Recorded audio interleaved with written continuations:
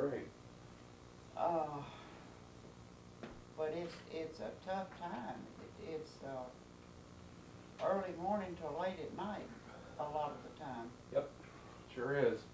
And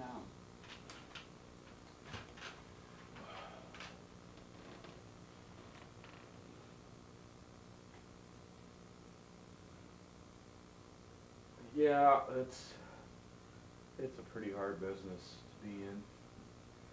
It's fun though. well, See, I haven't been doing this every day like I did for 5 years. yeah. I do it about, I should go out and shoot once a month, and I can't remember where half my Switches are. whereas before it was Click, click, totally click. automatic. Alright. What do you do with this in Tyler? Anything? Yes, what I tried to was transcribing the interviews. So we're gonna write it. We're gonna pull out. We're gonna read it all and look at some history, and then we're gonna narrate kind of a little history of the place, without really having a voiceover. We're gonna let our interviewees tell the story, plus their personal stories. So my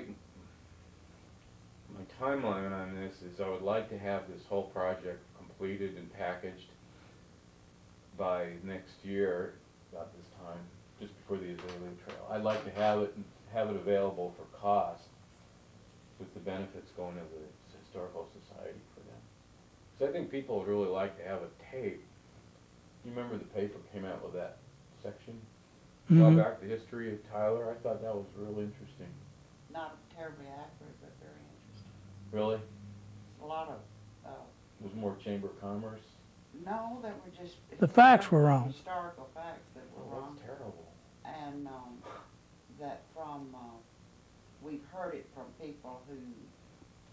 What were they griping about it? It. Martha Ann was fussing about it, wasn't she? Yeah, bad, big time there. You know, big old house down there on the corner of Broadway and Charnwood. Yes, I do. Big brown brick Right house. on Broadway? Yeah. Yeah, what about it? Well, that was originally built by Walter Conley.